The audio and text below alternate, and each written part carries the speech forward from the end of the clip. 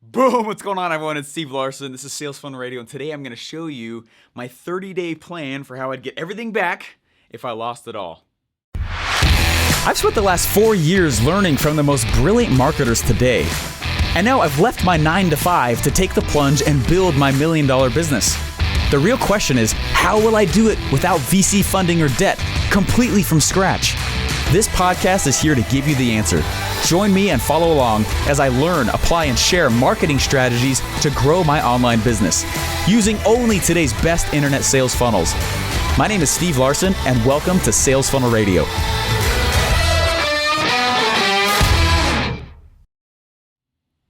What's up, guys? Hey, I am excited for this episode. Now, if you haven't seen last episode, I talked to Russell Brunson. He was on the show, which is super fun. And I interviewed him specifically about this new book that he just came out with called 30 Days. And what it is he basically asked all these marketers, hey, look, you lose everything. You have nothing except you got an internet connection, you got a ClickFunnels account, your bills are paid for, but only for 1 month. How would you get it back? Okay, which is, I mean, it's a fascinating question. How would you get it all back? You have no list, you have no reputation, nothing. You start from scratch. All you know is your marketing know-how. How would you restart?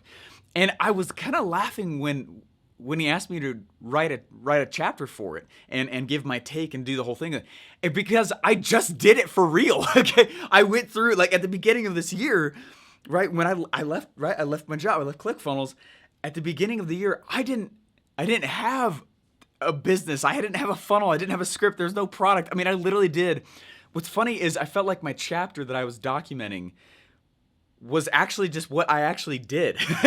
So I went through and I wrote. So if you want to see what it is, go to 30days.com/Steven. 30 is in 30. 30days.com/Steven.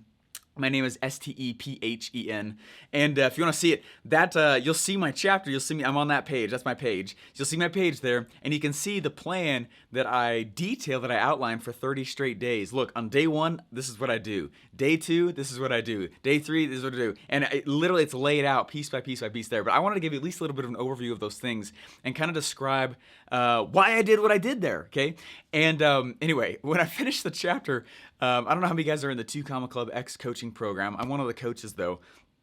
I was in San Diego, and I was about to get, in 2 days, I was about to get on stage, and I showed up a little bit early. And the whole first night, I was just finishing this chapter.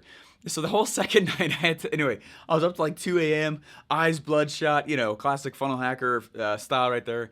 And the second night, though, I went in, and I had to finish the actual presentation. So anyway, long story short, I finished in San Diego, and I was super proud of it because I put a lot of time into writing that chapter. I actually really like to write. I got a few books coming, which I'm really excited about. Woohoo! Draft is almost done. Anyway, so I want to walk through and I just want to share with you guys why I did what I did. And funny enough, this is actually how I created a business. Sorry, the freaking battery camera died again. Anyway, I'm excited to walk through and I want to detail out what I did in this chapter and why it worked.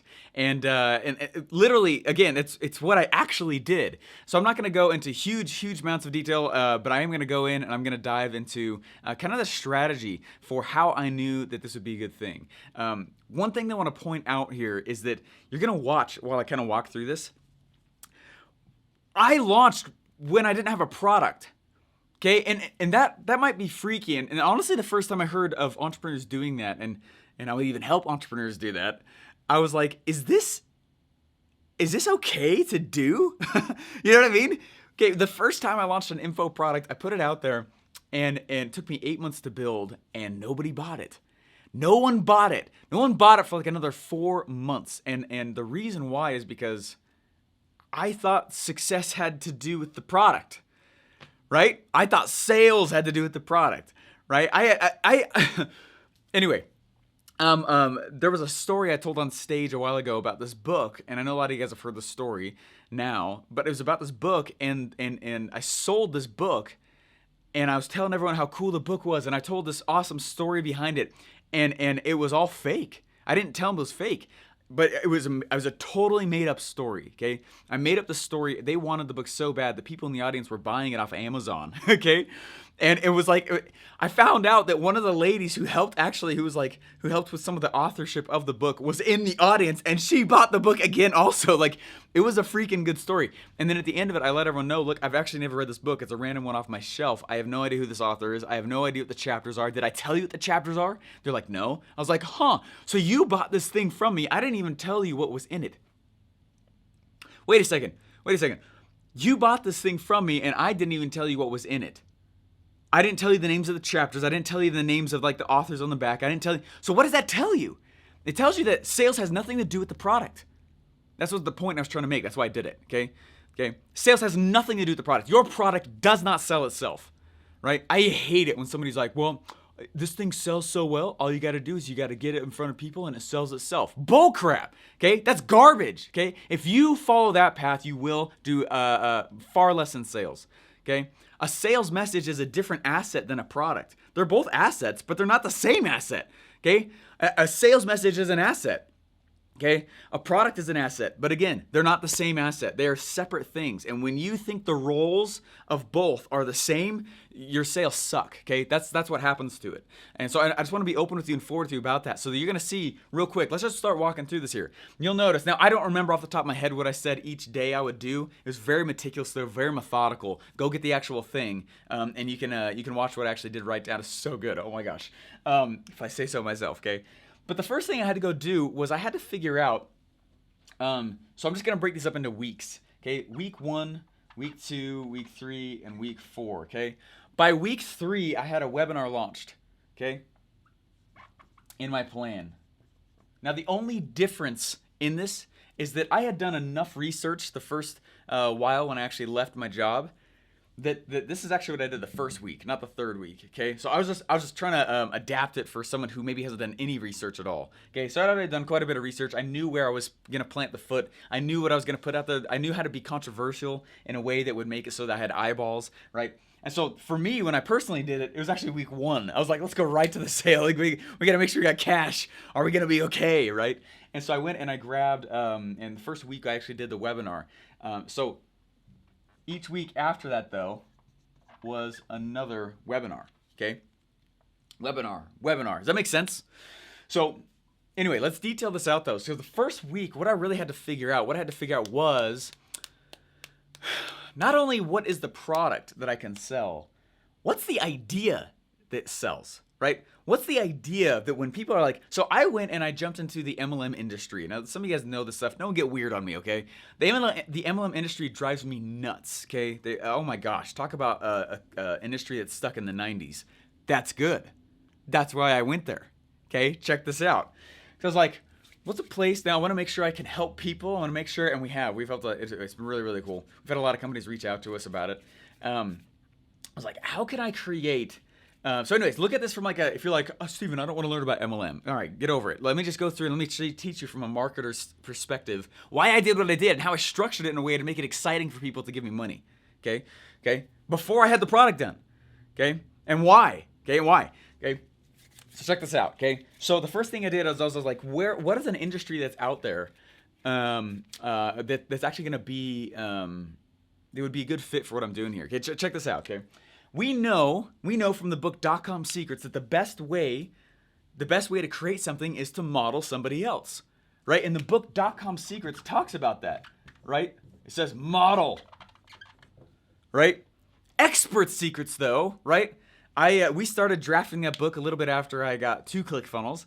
Expert secrets goes in and it says, why would you ever model somebody, right? Think about it. Think about the message. What does it say? It says, create something brand new. Create a brand new opportunity that people haven't seen before. And you're like, wait a second. Right? Expert secrets over here. It says make something new. You're like, wait, those are conflicting messages. They are. They're totally conflicting messages. And you're like, wait a second. What? The answer is to use those in tandem. How do these fit together? You're supposed to use them together. Okay, so check this out. So this is exactly what I did. Okay, I practice what I preach, and this is exactly what I did. This is why I'm not working for somebody else still. Okay, I'm still on my own. We're doing really well. Our margins are gigantic. Okay, I'm not gonna work for anyone else the rest of my life. Like, you know what I mean? It is because of this. So get this. Understand this. Okay, understand this. This is what I'm trying to convey in my chapter in my book. Okay. All right, sorry, in the book there, okay? Okay, so again, a lot of you guys have seen this before, and if you guys are on iTunes, just know I'm kind of drawing this out, but I'll talk it out at the same time. If you think about this, right, I got health, wealth, or relationships, right? Those are the things that I can sell. I can sell health, wealth, or relationships. Now, I know that for me, selling wealth is one of the easiest pitches ever for me, right? It's more in my natural wheelhouse. Selling wealth is easier for me than selling health or relationships, okay? For personally, I'm just gonna tell you, it's my opinion. It's more lucrative. It can be. It's faster money to go for something like wealth. So, man, if I'm jumping ship, I'm gonna sell into wealth, right? Neither of the other two really interest me that much anyway, as far as places to sell into. So I'm gonna always sell into wealth because it's just what I naturally think about all the time. I woke up this morning brainstorming podcast ideas. And I was like, oh, those are great ideas, until I realized what I was doing. That's how I woke up. That's not abnormal, okay? So selling into wealth, that's like where I should stay, right? I'm in my lane, baby. So anyways, so I'm going to sell wealth. Okay, now what areas, what industries promise the outcome of wealth, right? Internet marketing promises that, right? Affiliate marketing does. All sorts of internet businesses, MLM. And so I started listing out all these different industries that promise wealth. Right? Who's promising wealth? And then which one of those is wickedly broken? Right? Which one of those is there something in there that I can throw rocks at? That's a very key question. Okay? Because again, it's not just the product that sells. In fact, right, the product is the thing that fulfills on the promises that your sales message made. Does that make sense? So your product is the thing that fulfills on the promises that your sales message made. So what is the message? That's really what I'm looking for. I'm not necessarily looking for just a product idea when I'm doing, I call this market design, but the problem is that when I call it market design, someone thinks I'm talking about freaking logos, okay? No, or colors or business cards. So that's not marketing, okay? This is marketing, okay? Going in and seeing where people's beliefs currently sit with the intent to change them to make a purchase happen, okay? That's what marketing is. You're just changing beliefs, okay?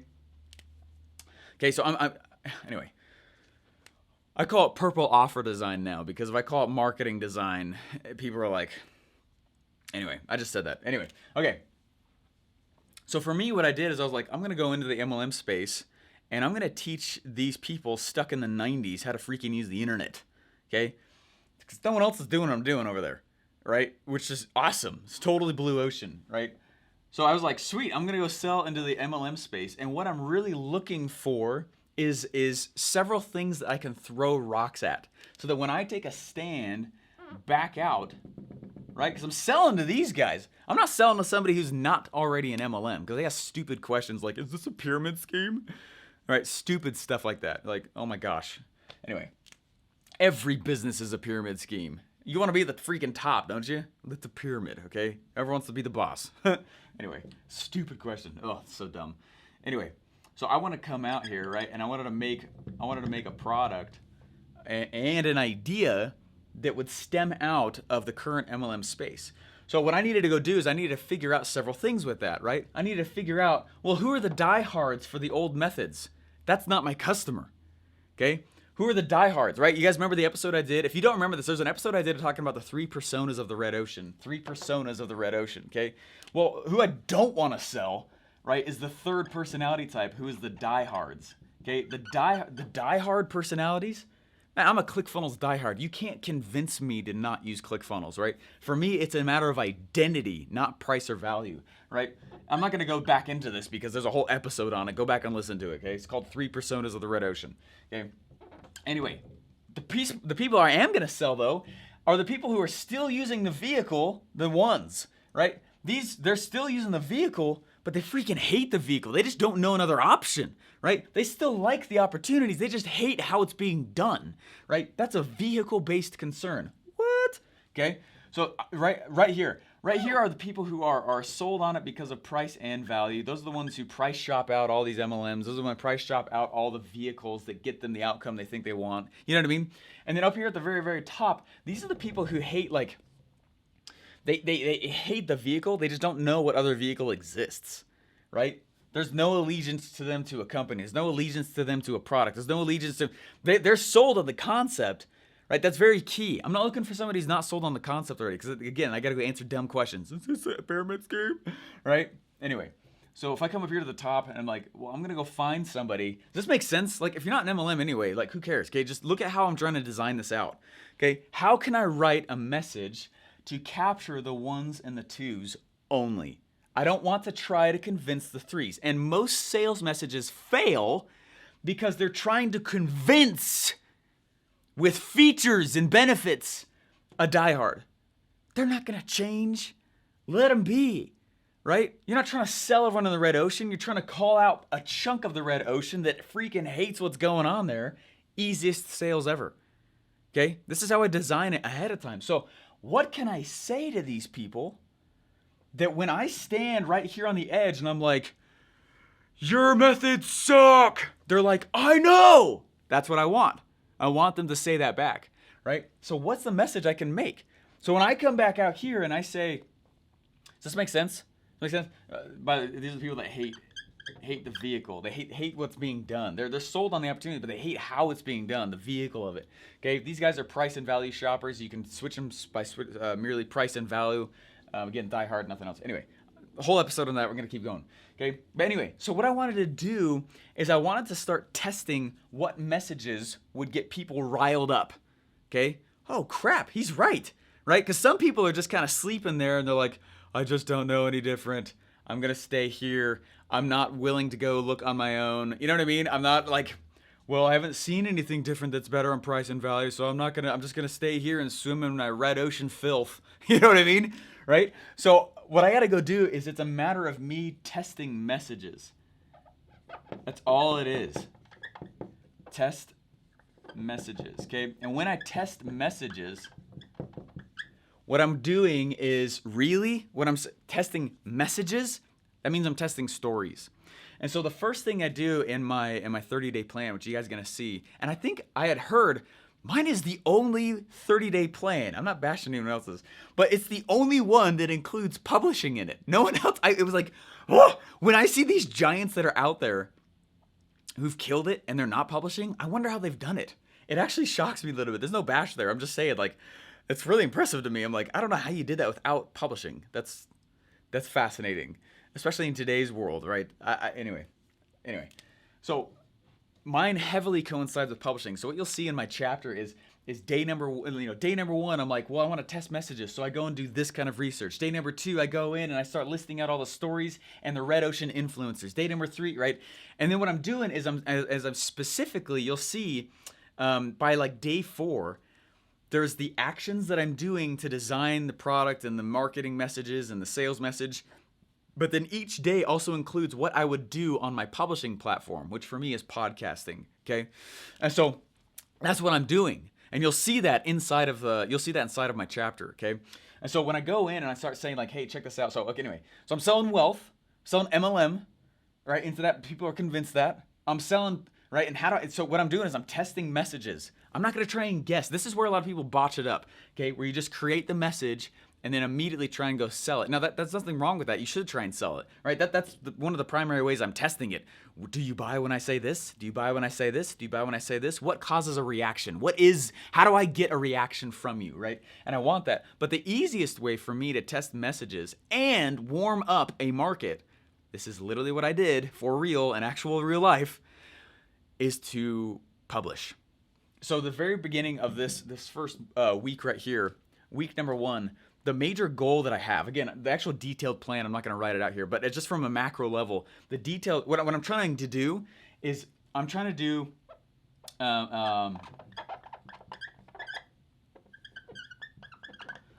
purple offer design. Okay, that's what I've coined it as anyway, right? If this is the red ocean, this is the blue ocean. I'm trying to be somewhere in the middle here that pulls them out. If I go too blue, it's risky because no one's ever done it before. If I stay red, it's risky because my only option is to compete on price. So I like to pull in elements of red ocean and elements of blue ocean. That's what I do for people when I go and I consult with them, which I'm super excited. Woo! Flying to Texas on Monday. And anyway, to do another day of consulting. But this is primarily what I do for people. I go in and design the actual marketing message and design the actual offer behind it that is over delivers for the customer, but also for the client's wallet. You don't have to compete on price anymore when you use this strategy. All right. Anyway, it's very tested. This is a lot of stuff what I teach for the 2 Combo Club coaching. There's a lot of stuff that I teach for my own students as well. So anyway, so purple offer design, and what I'm really doing is I am starting to podcast, right? And I'm podcasting with the intent. Every episode is just a new story. Does that make sense?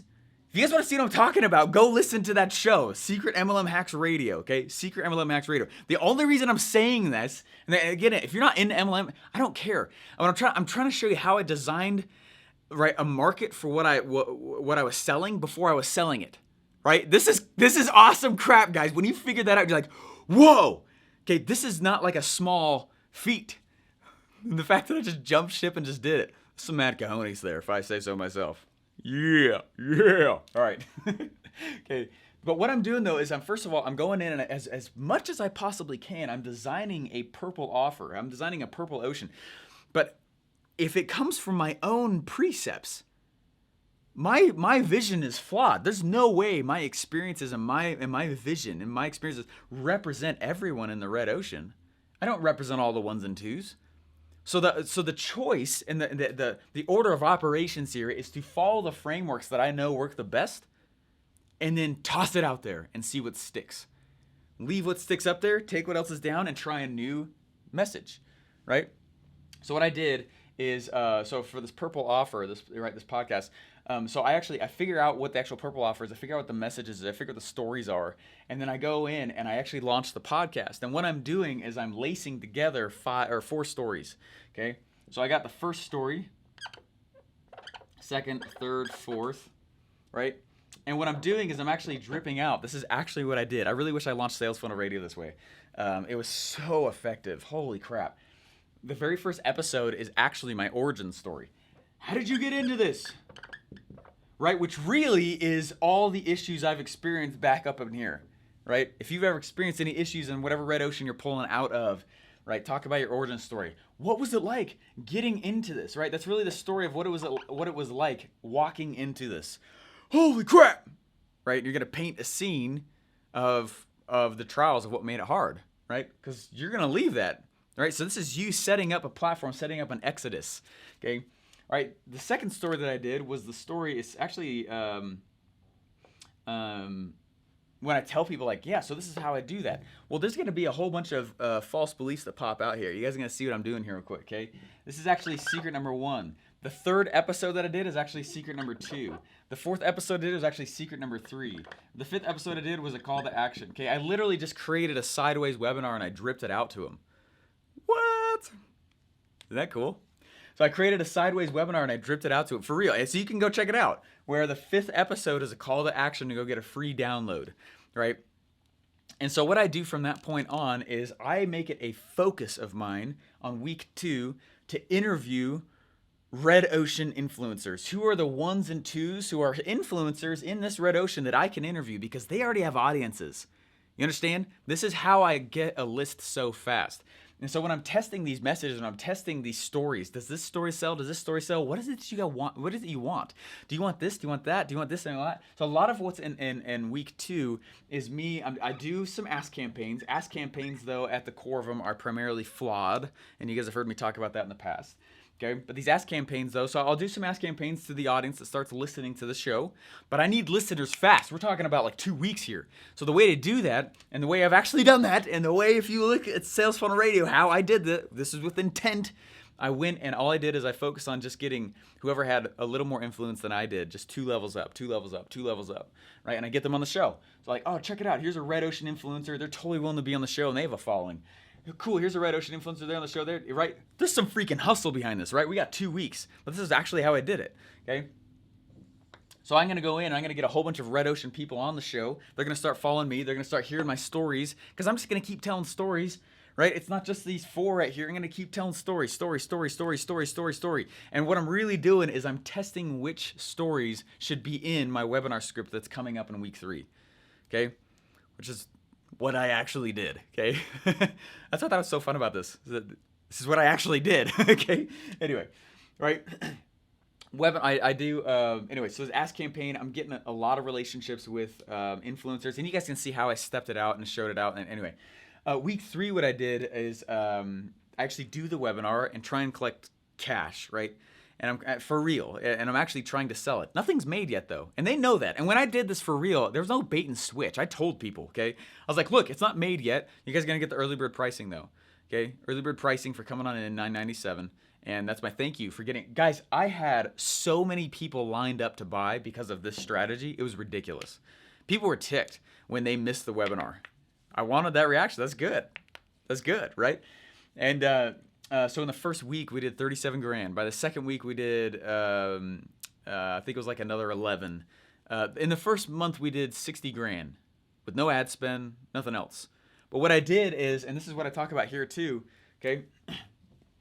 I tell them, now I don't want any pressure of creating a product yet at this time. And I didn't either. I wanted proof of concept. Is my family going to eat? You know what I mean? I left my job. Right? This is like real for me. It's not hypothetical. I actually lived this, okay? Right? And I knew it was ballsy, but I was like, I got to focus on leaving ClickFunnels well. I love these people. You know, I respect them like crazy, what goes on over there. I want to make sure anyway, so I was like, I got to leave ClickFunnels well. I don't have time to focus on creating a product, but like, oh my gosh, how am I going to make money? Right? You know what I mean? Like, it was stressful, super stressful. So what I did is I told everybody, like, check it out, right? If you like this, and there were people just lined up to buy. People are like, as soon as I heard your podcast, I loved it. I knew exactly what you're doing. I knew what the issues were. I knew that you had the issues. You had the solutions for it. And I started saving for whatever it was you were going to ask for. And I was like, sick. All right, that means I'm hitting the message straight on the head. All right, sounds good, right? And anyway, listening to what other people are publishing about in the red ocean, that's another great way to hijack and hack out what other people are selling their messages as. Anyway. What I did here though is I went in and I started selling it, and I told people, check it out. I'm going to launch module 1 in 2 weeks. So actually in week 5, right? That lets me sell. That lets me do a follow-up series. That lets me do, right? Like on this day, on Monday, I make the registration process. Tuesday, right? Write the script. Wednesday, this is really what I did. Monday, I did the registration process. This is Monday right after I left. Tuesday, I went and I wrote the script. I did not finish it, but I was doing this work. Right? There's way more to, anyway. Again, this is what I do for consult. It takes a solid day, easily, right? If we're all engaged, for me to figure that stuff out with people. Day 3, I was like, well, they should pay me somehow. So then I created the order page. I created the members area, right? Day 4, last things I could figure out. And then I put something in the members area so at least they could consume something and scratch the buyer itch with it, which is important. But then day 4, which was Thursday, I launched the webinar and just did it. Day 5, replay sequence, right? Day 6, I went in and I started figuring out how to branch out and get more sales, right? So the next week, I did it again, right? And I'm creating relationships with these red ocean other podcasters who have audiences that they want to monetize. And in this week, I'm starting to set up JVs, right? Right? I didn't do this when I was doing it on my own. There was something else that went down with that. Anyway, if I was to go back though, that's what I would change. Week 4, the first 3 weeks was awesome. I feel like I pulled that off real well. Week 4, I would do the webinar again. Oh, I did a lot of script rewriting. I was trying to like match and feel what people actually wanted. And then at the end of the week, when I did the webinar, I also started filming for module 1 because it was going to release in week 5. And then I just released one module every week after that until it was all out, which took about 6-7 weeks. And which is cool because it gave me an entire week. And I just kept doing the webinar live every week. And then I went to twice a week doing it live. Bam, bam, bam, bam. And I took that money that came in. I did not pay us. We did not get paid from my actual business for almost 3 months. And it's because I was taking all of that. We were living on savings. And I was taking all of that cash that was coming in and dumping it right back into ads. So literally my current customers were funding my future customers. I still have never put a dollar of my own in my business because of that reason, because of the way I launched stuff. So anyway, I just wanted to walk through this, guys. There's more to it, but I just wanted to share with you guys what I was doing and why I was thinking what I was thinking. And hopefully you guys see like why that was so cool. Because it was pretty awesome.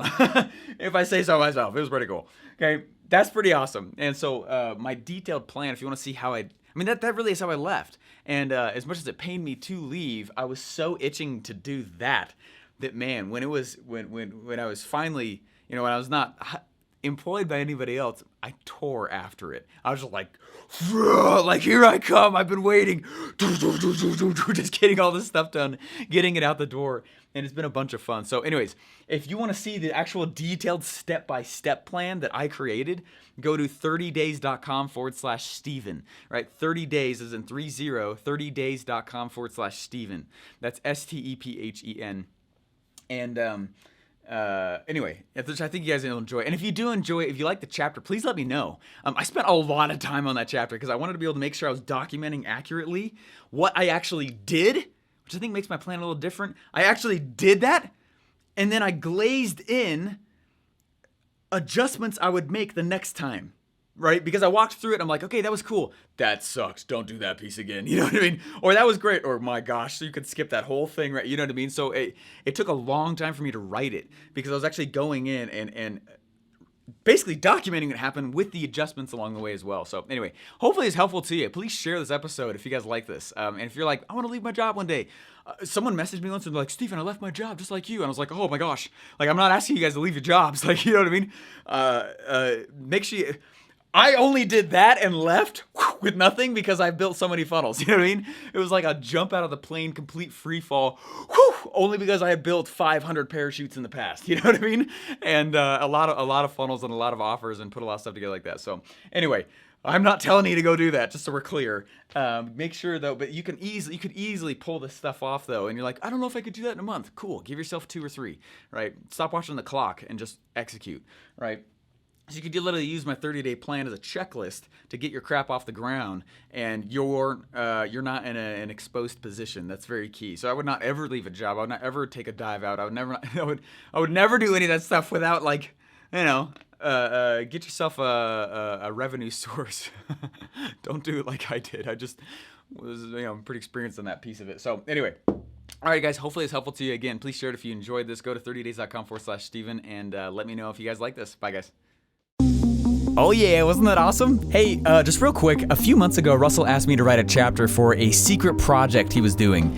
And I had to write a chapter for a book, and this was the prompt. This was the letter I got from him. He said, hey Steven, let me ask you a quick question. You suddenly lose all your money, along with your name and your reputation, and only have your marketing know-how left.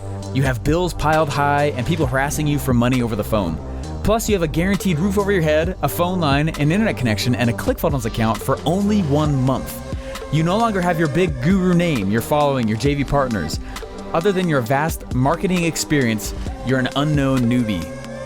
What would you do from day 1 to day 30 to save yourself? Russell Brunson. Hey, if you want to see my answer and a bunch of other marketers that also had answered that in this amazing book and summit, just go to 30days.com/Steven. Again, you can see the entire summit, you can see the book, you can see what we wrote in there, and each of our detailed plans, just go to 30days.com/Steven. That's 30 as in 30, 30days.com/Steven, STEPHEN. Guys, enjoy.